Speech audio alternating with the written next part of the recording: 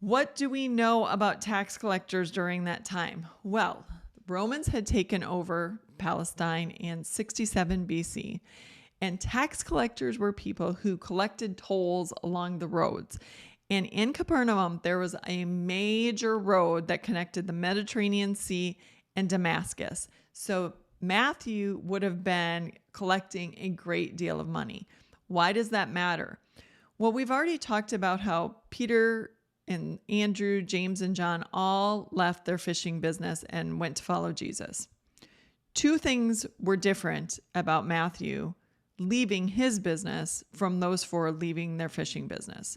First of all, if there was downtime, Peter, Andrew, James, and John could have gone back and been fishing again, earned a little money, gone back to what they knew.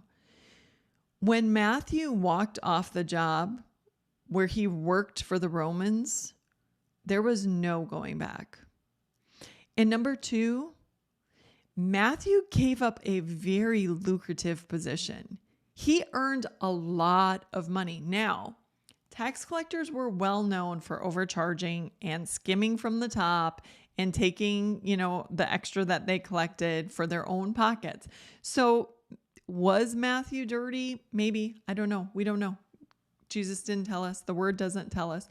But Matthew would have been pretty well off working for the Romans. And that's part of why the Jews hated him so much. Tax collectors were seen as traitors because they worked for the Romans and they taxed the Jews.